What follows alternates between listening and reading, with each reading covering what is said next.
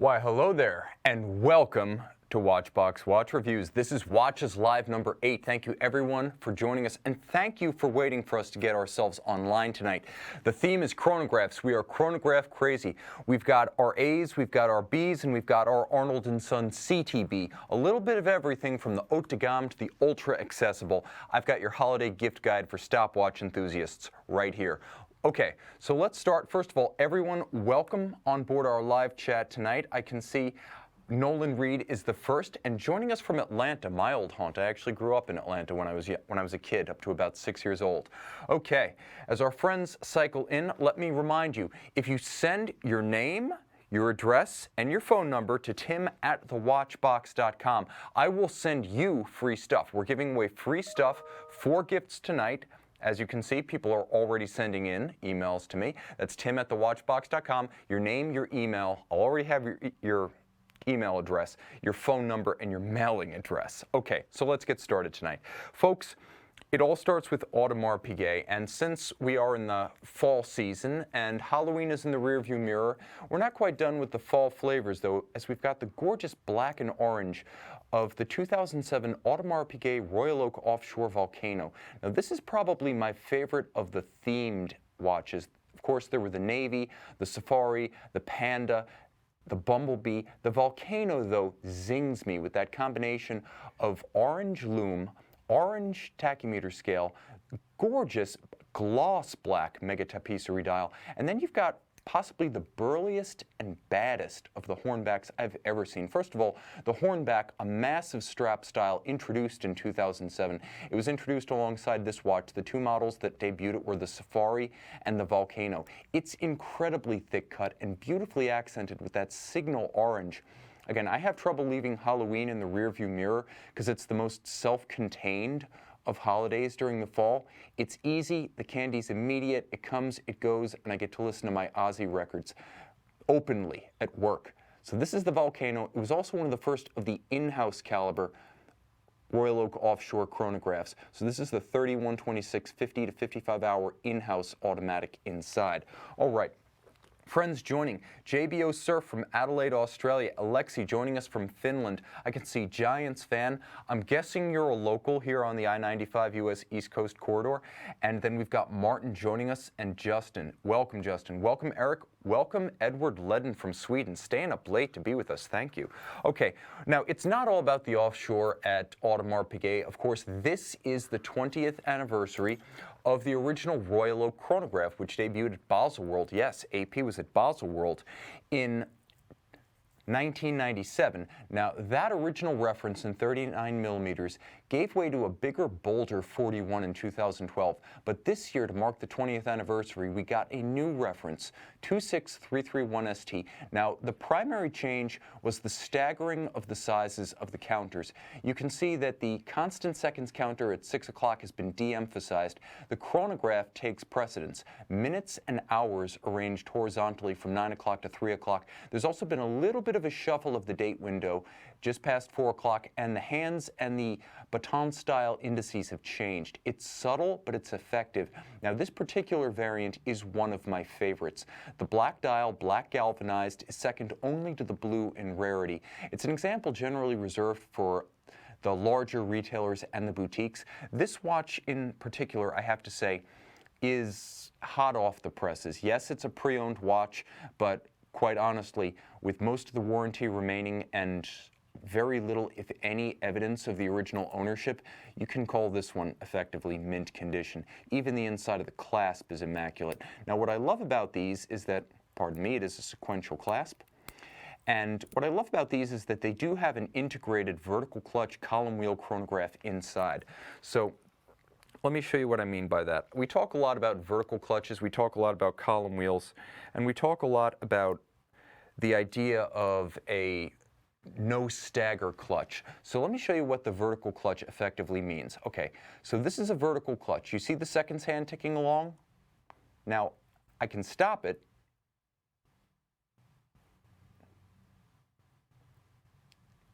And then when it starts, there's no jump.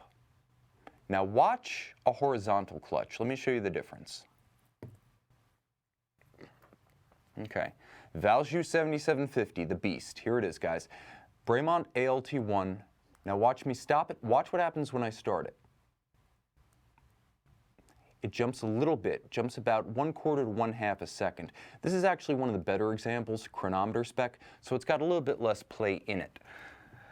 Okay, folks, joining us, I can see JBO Surf saying it's 38 degrees in Adelaide. What the heck's I'm assuming that's got to be that's got to be Celsius, because it's supposed to be summer down there. It's 38 degrees here too, Fahrenheit. Jealous much? I'm missing Miami right now, guys. Okay. Folks, welcome Captain Zed, welcome aboard Eddie Landsberg, proprietor of the Facebook Watch You Want Now Watchbox group. Moving on from Audemars Piguet, I'm not quite ready to let the haute de gamme go. So I'm going to jump from AP to, well, shall we say, my favorite house from Saxony, and my second favorite house overall next to Jaeger LeCoultre. This is the 2012 to present Datograph Up Down. Now this was the second generation take on the Dato. Let's get that one running. Bigger than the prior watch. The original from 1999 to 2011 was 39. This one's a somewhat more contemporary 41. Now what you'll notice is that there is an addition of a power reserve on the dial. Not only do you get the power reserve at 6 o'clock versus the original Datograph, you also get a longer power reserve, absolutely, because the caliber, in this case, L951.6, it's the 6th evolution since 1999. It features a 60-hour power reserve rather than the conventional 36, a barely adequate reserve from the original 951 of the original Datograph. Let me see if I can get a little bit closer, guys, for a better close-up. This is a watch that deserves it. You can see the jewels are set in chaton, held by screws. You can see there is a gorgeous hand-engraved balance cock. You actually get a free-sprung balance on the Dato up-down. Let me show you what that looks like. You can see, though it does feature the swan's neck fine adjustment mechanism, it also features the variable inertia balance blocks on the outside of the balance. The swan's neck is very scarcely used, and when it is basically adjusted at the factory, all the work is done using those balance blocks. So shock, disruption, bumps on the wrist can't change the timing of this one. I'll also mention the watch has a special feature. Watch the column wheel now. The column wheel is right there. In that, you can see, thanks to the lateral clutch and the interplay of the horns and the levers with the column wheel, it keeps no secrets. Now you can see the lateral clutch. We talked about a lateral clutch moving in and moving out.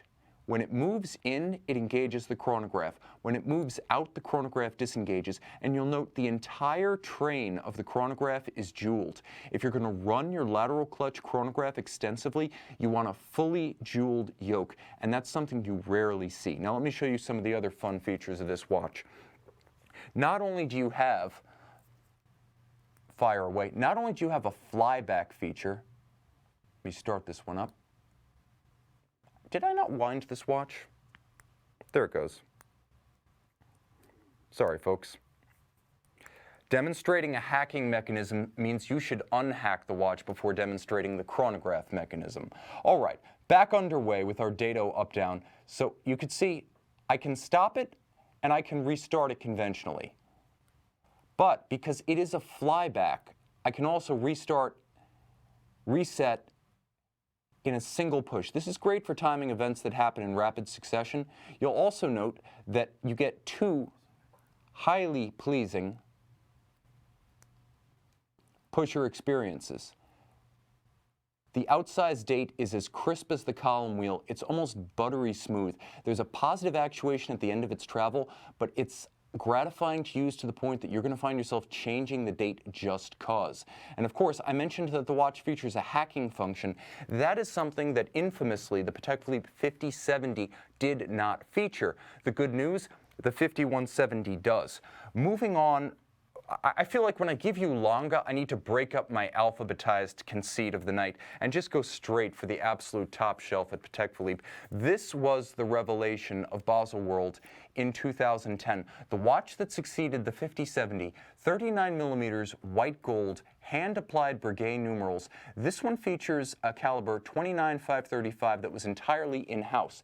And whereas the 5070 did not feature hacking seconds, and a little bit infamously, most Patek Philippe watches still do not. When you pull the crown On the 29-535, you do stop the balance. Gyromax and free sprung. You can see in the era of the Patek Philippe seal, there has been no diminution of the quality. It's the same grade of finish. But what I want to show you is that these two watches, blood rivals, produced over a considerable distance and entirely different cultures of finish, represent the best you can buy, and they're priced within $1,000, about $63,000 each on our website. So you decide, do you want 11 millimeters thick and 39 millimeters or 41 millimeters and 13? Do you want the flyback, the date? Do you want the Saxon finishing with the chaton, with the German silver, with the hand-engraved balance cock, or do you want the blinding finish of Geneva rhodium-plated brass? Look at that column wheel at the bottom of the caliber on the 5170. It is black polished. That's the kind of finish you get with Patek. Simple but exquisite. With Lange, you get Baroque, white gold, platinum. The choice is yours. All right. So questions and comments. Bob Schaff saying there's absolutely, what is this? He's not a fan of the Lange. Okay, so you're going with the Patek. I have to say the Patek is more elegant on the wrist. I would say the Lange is more emotionally appealing. The Patek perhaps a little bit more intellectual. I've always felt that Lange has a warmth to it that Patek Philippe does not have. It's a brand character kind of thing. It's a smaller brand, it's a younger brand, both in terms of the people who are there and the age of the company, only since 1990 in the modern era. The Patek is a little bit, I don't want to call it austere, because let's face it, both of these watches are way more watch than you need. But the Patek does pare down the finishing to the pure traditions, the anglage, the Geneva waves, the perlage, the beveling, the polish, the straight grain satin. Lange goes over the top. So again, do you prefer a stripped down grunge type of rock, or do you prefer full-blown 80s Guns N' Roses? I know what I prefer. Even though the company didn't exist in the 80s, I'm rocking in the 80s with the Lange style of finish. All right. Tim, what do you think of the Lange 1 time zone? Two things about the Lange 1 time zone. One, it's a little bit confusing to use, so if you have one and you're having trouble, watch my video on that. It's backwards, the reference and the local. That said, it's beautiful. It's like every Lange 1. 3-day power reserve, twin mainspring barrels, immaculately finished. It's like the Dato. There's far more flourish to the finish than it needs. Just remember, it's in the Grand Lange case. It came out in 2005 when big watches were all the rage. So this one's going to be almost 42 millimeters. And in precious metal, it wears a ton on the wrist. Be ready.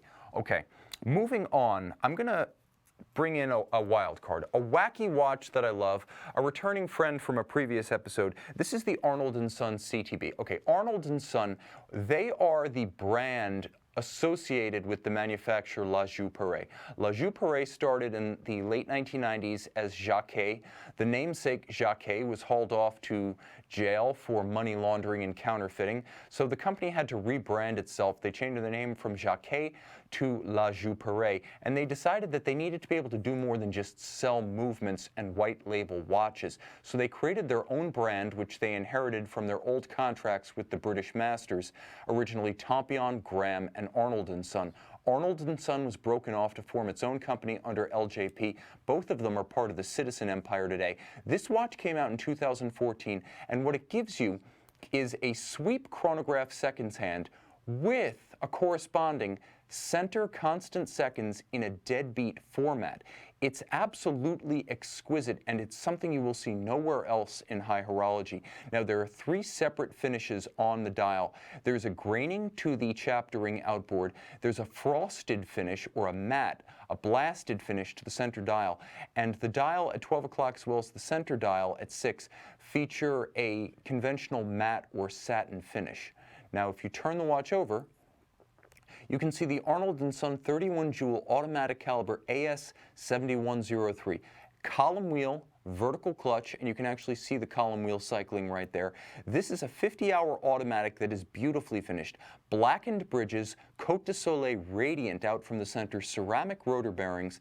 This is a beautifully hand-finished movement that I would almost say is a little bit old school in the way its anglage is delivered. Let me see if I can show you some of the beveled bridges of this movement, because they are broad, they are fat, and they are glossy.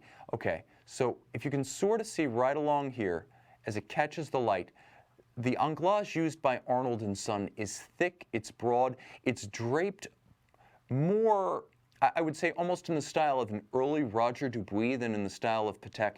It's such that you don't really, there you can see that beautiful bead of light running alongside the beveled bridge right there. You don't need a loupe to appreciate the finish of this watch. It's visible with the naked eye, and not necessarily young eyes either. A gorgeous watch, and one of my absolute favorites. This 2014 novelty was unique then, remains so today. 44 millimeters in stainless steel.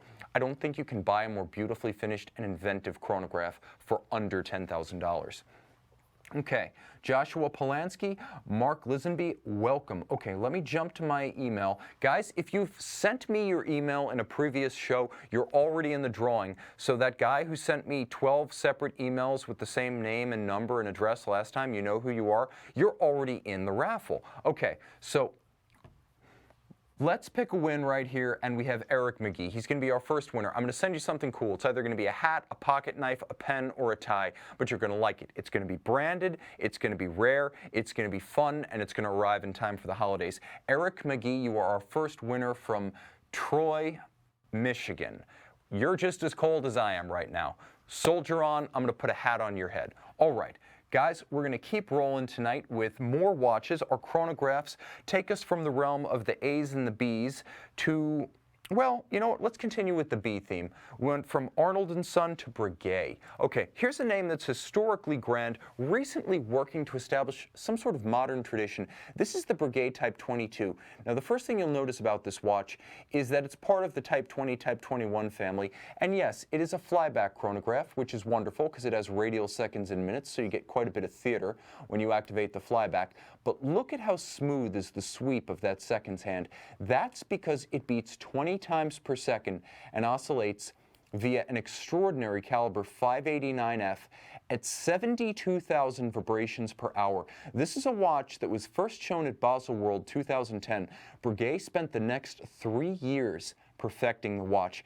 It was that challenging. With Swatch Group millions, it took them 3 years to get this right, but it paid off. This is the sports watch adaptation of the 7727 Classique Chronometrie, the watch that won the Aiguille d'Or at the GPHG in 2014. This one's tougher at 44 millimeters and 100 meters water resistant in stainless steel. You get a quintessential aviator's flyback style chronograph. Note the radial minutes at center. It's easier to read the minutes when you read it radially. For me, I never use a chronograph to measure something more than 60 minutes long, so it's easy to read this one at a glance. No sub-register trying to distinguish 30 minutes on an impenetrably small sub on a Daytona or a Speedmaster or a Navitimer. Breguet makes it easy. And thanks to the flyback chronograph, whether you're timing laps around a track, intervals around the course at the Reno Air Races, or just your kid at his track meet, the Brigade Type 22 is the way to go. You'll also note some of the thoughtful details here. Beautiful alternating contrasting stitch matching the calibration of the dial that makes it easier to read 1/20th of a second as well as half-minute increments. And the watch features a very cool travel time functionality. This is a watch that has it all going on, guys. So much complication you wouldn't believe it. It has a convenient travel time functionality that allows you to roll both directions through the international date line as you travel. Note how the date is jumping backwards and forward with no hazard to the movement. This is as good as it gets in high-tech sports watches. Now, I should mention, this watch originally retailed for $20,100. It is effectively spotless. It is beautifully Breguet, avant-garde, Again, almost indistinguishable from the $20,000 watch it was new, but you can buy this one for only $14,950. This would be my choice for a sporting chronograph. And remember, 100 meters water resistant, you're not confined to shoreside. This is one you could just as easily wear if you want to give Rolex a run for its money. You could wear it at the Daytona track, on Daytona Beach, and in the surf. So here's a watch, guys, that I think represents the best of the modern Breguet. But Swatch Group is a big organization with a flavor for everyone. And if, let's say you don't have $14,000 to spend on a distinctive, original, and inventive chronograph, you're not out of luck, because Longines, thanks to the extraordinary Heritage 24-hour single push piece chronograph, offers you something that is totally singular. 47.5 millimeters in stainless steel. This one is a mono pusher. Now, it is inspired by not just one, but several watches in the Longines Factory Museum, including a deck chronometer for a ship. The watch features a mono pusher chronograph, seconds at center. You can also quite easily use this as your only watch if you're comfortable with a 24-hour format. Here's the thing. It has a 24-hour format inboard of an outer 60-minute scale. So the primary hour hand moves in one cycle per day. 24 hours, ideal for you guys standing the watch in the Navy, the Marine Corps, the Air Force, or the Army. This one's on military time. And thanks to the mono pusher system of the chronograph, it's an absolute pleasure to show this one off. It's the kind of thing that communicates the fun of a stopwatch chronograph without really having to explain much of the tech or the history behind it. The size and character of this one make it an absolute unique proposition for $3,350. And I'll also say, with an original retail in 2014 of $4,800, the 30% depreciation of this watch makes it one of the best value retention models of any pre-owned steel chronograph I've seen. Really, outside of AP, Patek Philippe, and a couple of Speedmaster and Daytona references, 30% depreciation after 4 model years going on is extraordinary. It also features hacking seconds, a quick change date, and even better, this is the Longines Caliber 789. It's a 54-hour power reserve, and it's a 7750 automatic that's been converted over to a column wheel, so it has that crisp actuation. Again, if you love Longines, if you love what they're doing with the Heritage collection, the vintage-inspired watch that wears with modern standards of fit, finish, and reliability, you have to consider something like this. And I'll add this. Let me show you a watch. Let me show you this watch one more time. Okay, this is a watch that gives IWC a run for its money, because for the price of a standard Big Pilot, almost the same size, definitely the same aesthetic, but less unique, you'll pay for a $12,900 for this with chronograph functionality and a 54-hour power reserve, a date, a mono pusher, and again, a singular aesthetic. You're going to pay $3,350. That would be my pick if I wanted to cut her up with a big watch. And I'll say this too, it's a lot thinner than the IWC, about 2 millimeters, about 14 versus 16. Okay. So Jogbird is mentioning this thing's basically a pocket watch. You're absolutely correct. It is like a pocket watch. The original was powered by a pocket watch movement. This one's powered by what's called an A08, which is essentially ETA's name for a big 54-hour power reserve column wheel 7750. And I'll also say this, it's a very accurate caliber. It will keep chronometer time. Okay, so questions coming through. Thoughts on the Omega Speedy Pro Hesalite as an everyday rough beater? This is from Kaizen Rider. Okay, I'm going to say you have no fear here. I've seen these watches shake off scratches and scuffs. It's very hard to break Hesalite, which means you're going to mostly deal with scratches and scuffs. The good news, if you can't feel something with depth, if you can't feel the mark with your finger, you can generally polish it out with a pencil eraser. It's very easy to refinish Hesalite. People use them all the time as everyday watches. I've never seen a Speedy Pro crystal shattered. I've never seen it happen. Have I seen cracks? Sure, I've seen cracks. But you know what? You're going to pay a lot of money for a replacement sapphire. If you choose to replace a Hesalite, basically plexiglass, you're not going to pay a ton. It's the kind of thing that can be done for a few dozen bucks during a routine service.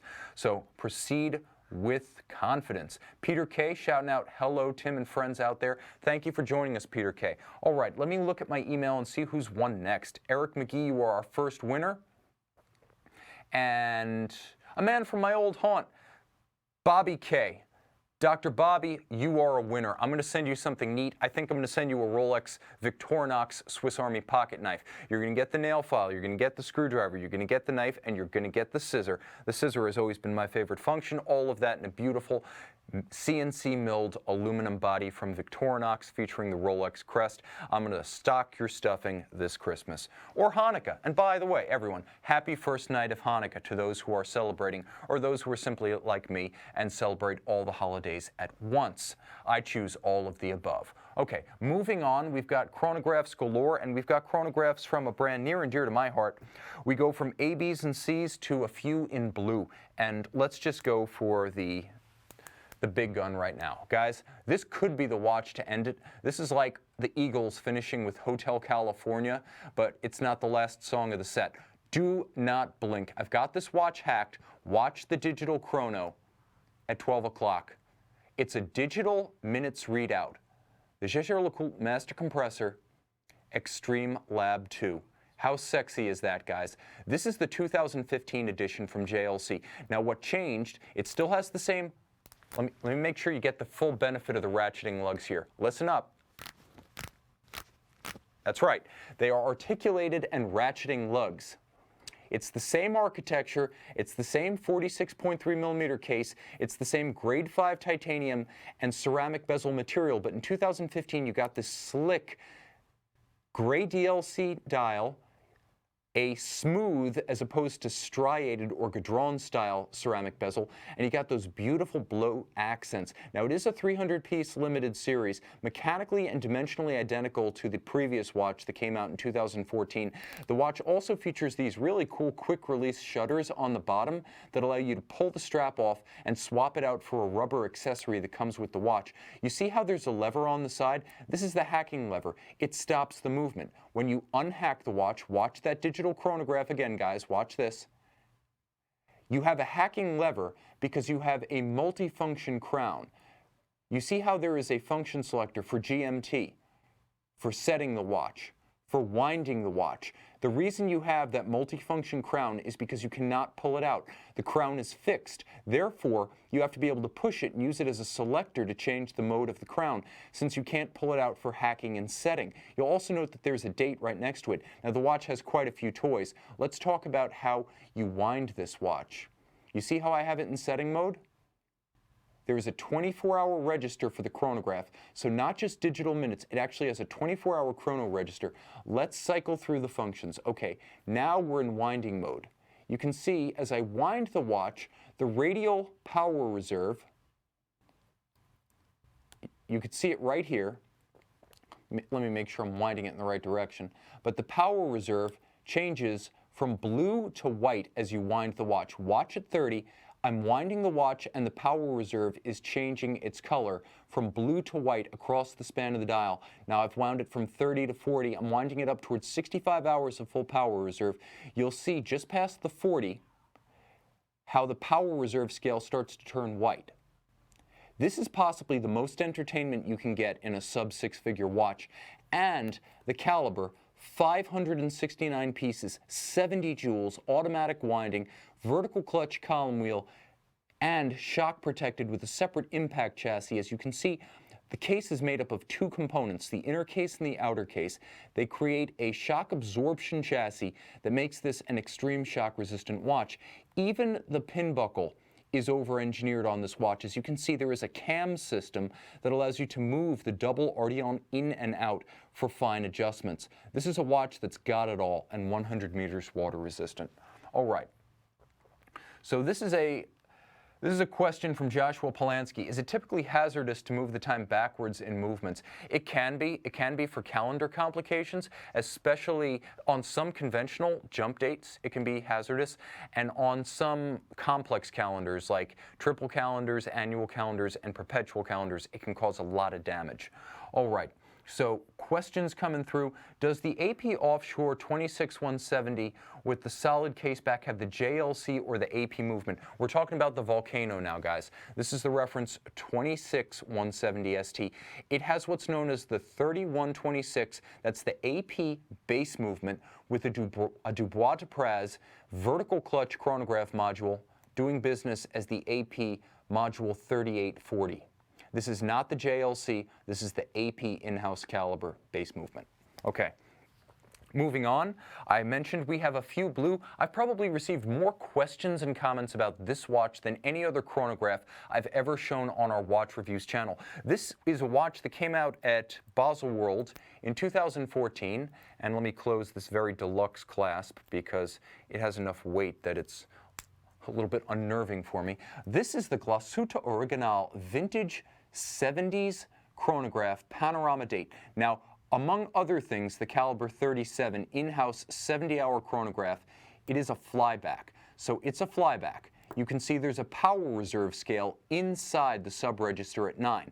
There is a 12-hour register sunken just above the cannon pinion, so it has the neat dial layout of a twin register, but it actually has triple register, hours, minutes, and seconds, with the panorama date at 6 o'clock. What else does it have? Well, it has an extraordinary view through the caseback. Now, this watch has something I have never seen. It has a little indicator. Watch this space, guys, but it has a little indicator that actually tells you whether or not it's running as viewed from the caseback. Let me see if I can find that. Okay, it actually says on, off right next to this little. Can you see that? Can you see where it says on, off on the caseback? There is an indicator that moves back and forth to indicate from the back of the watch whether it's on or off. Now, it has all the modern standards. You can see that gorgeous black polished swan's neck fine adjustment, Glashutte ribbing, because we're not in Switzerland, so they're not Côte de Genève. Beautiful blued screws and polished screws, by the way.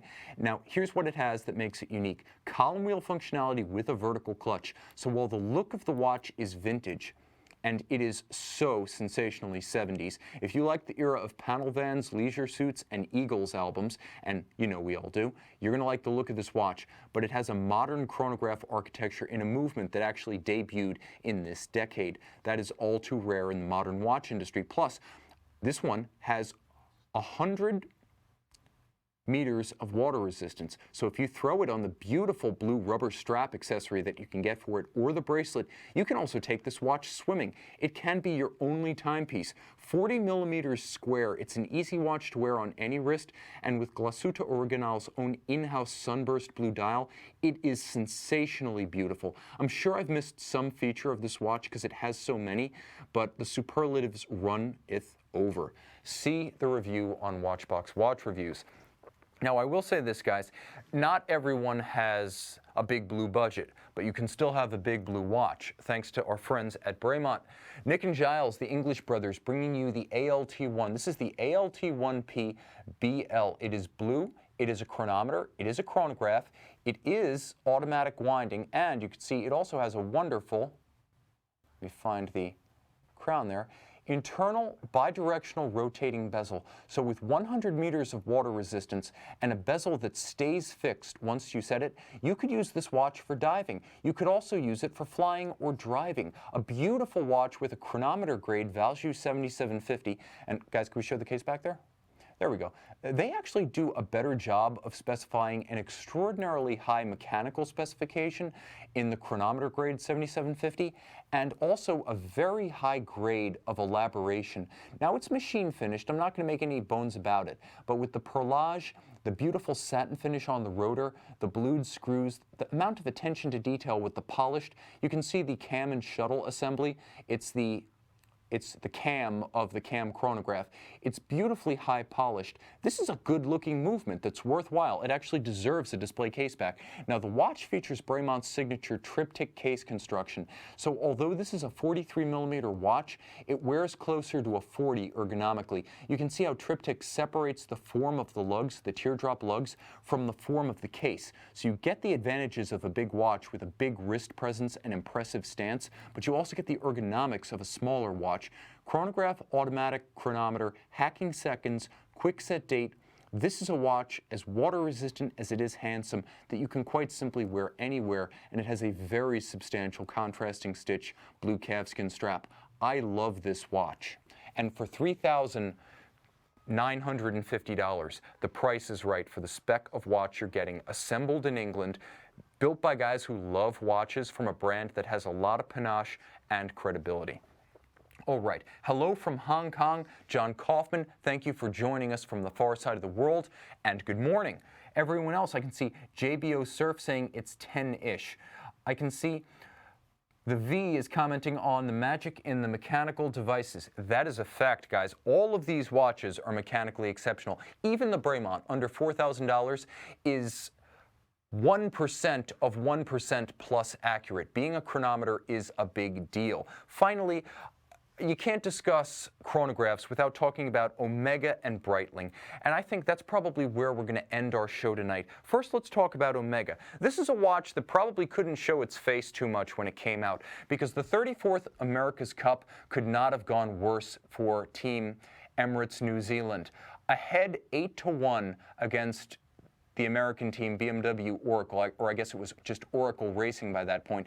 They won every subsequent race, and they lost the 34th America's Cup after being up 7 games, or I should say 7 matches, and losing then 8 consecutive matches in San Francisco. Okay, come the 35th America's Cup this year, and Team ENTZ wins. So this watch can effectively hold its head high again. This was a 2015 special series when Emirates Team New Zealand was crawling out of its hole, starting the very beginning of the process to qualify and challenge for the America's Cup. Now this is the 300-meter ENTZ diver. It is grade 5 titanium on the outside, but here's the thing. It is also grade 5 titanium on the inside. The dial is blasted grade 5 titanium. Now it also features a special 5-minute regatta timer, so you can count down to a match in a regatta being 1 race. This is one of the most memorably beautiful America's Cup commemorative models. It's a special series, not a limited number series, but it was only made for this one model year, and exceptionally beautiful with the laser ablated ceramic bezel in black on top of that beautiful grade 5 satin finished titanium case with the grade 5 titanium dial with red accents. This is a watch that packs a visual punch, and it's still a Seamaster 300 with the helium escape valve and of course those distinctive Bond era skeleton hands. It's also got the asymmetrical case, and though it has the look of screw down chronograph pushers, you can operate them without having to screw them in or out. The watch is still 300 meters water resistant. Now what's inside is the caliber 3330, 52-hour power reserve, free-sprung, coaxial chronometer grade chronograph. It does feature the SI14 hairspring, so it is amagnetic, water resistant and amagnetic. This is a durable and versatile watch, and I also have to say it probably has the most attractive commemorative caseback of any recent Seamaster special edition, as well as the most distinctive and handsome strap. You can actually see how the interior of the strap matches the composite stitch and layup of the sails of a contemporary America's Cup hydrofoil multi-hull. Beautiful on the inside with channels to allow sweat and grit to escape the risk. It's also simple and beautifully defined by these horizontal striations on the top. With a titanium full deployment clasp, this is a deluxe 300 meter, and in my opinion, short of getting yourself one of the original rose gold titanium tantalum models of the 90s, this is the 300 meter to own if you want something distinctive and beautiful. But it's not all I've got from the classical chronograph cadre tonight. I would be remiss not to end with a discussion of a brand I love and I'm dearly rooting for, Breitling. Okay, Navitimers both. This is my favorite Breitling model line, and you can see in a combination of roughly 42 millimeters, it's actually 41.5. This is the Navitimer limited edition Navitimer 1461. It is a 4-year perpetual calendar, meaning you make one adjustment during the Olympic year and you make that single adjustment once every 4 years. Otherwise, it is a perpetual calendar. It's also a chronograph. It's also automatic. So for $4,950, you're getting a semi-perpetual calendar in an automatic chronograph with a Heritage second to none. You've got that gorgeous calculator bezel, which if you watch my videos on watch reviews, you'll learn how to use, and you'll beat your friends with their iPhones to calculating the tip at restaurants. That's a ton of watch. A 1997 special series of 1,000 pieces, perpetual calendar, and a chronograph in a Navitimer in a size that a human being can wear. All right, here's an equally wearable 43, a more modern timepiece, now with Breitling's own caliber. This is the Navitimer 01. These started production in 2011 at 43 millimeters with the 3-day power resolve, column wheel vertical clutch chronometer caliber B01. You're getting a lot of in-house chronograph here. Chronometer, 3-day power reserve, vertical clutch, automatic, column wheel, hacking seconds. You're getting a quick set date, and you're getting the classical Navitimer aesthetic.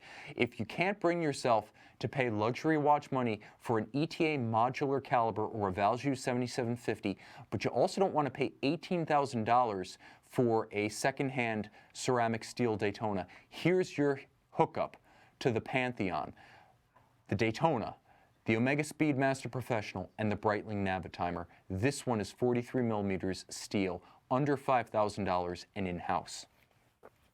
You didn't really think I was going to end without throwing out a Daytona, did you?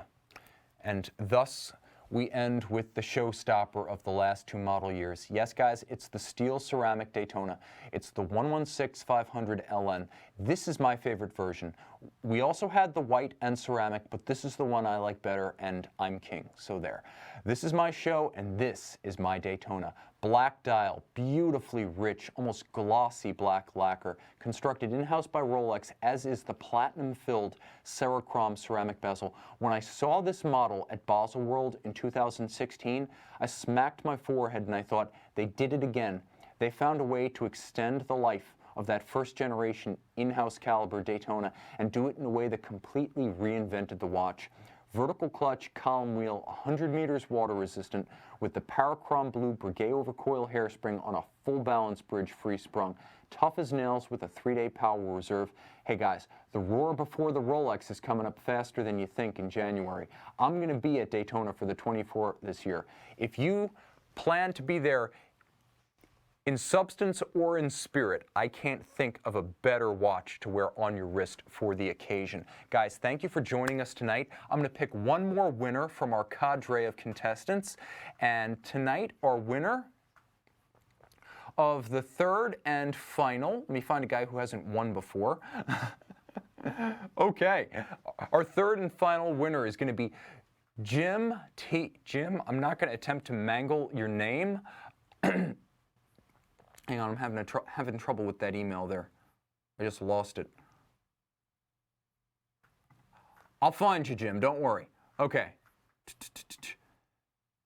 Okay, McKinley Stevens, there you are, of Gainesville, Florida. That's a college town. You need some swag. I'm going to send you something to party hardy when spring break arrives, whether you're in Florida at Daytona Beach or not. Guys, thank you so much for joining us tonight. Remember, you can see reviews of almost all of these watches on the Watchbox Reviews channel. And subscribe and comment if you like what you're seeing. Comments below, as well as names and references of all the watches featured. Thanks for joining me this late night or this early morning. Far-flung, neighbors far and wide, as well as locals. Everyone, thank you so much. I'm Tim. This is Watchbox. They're the crew, and thanks for logging on.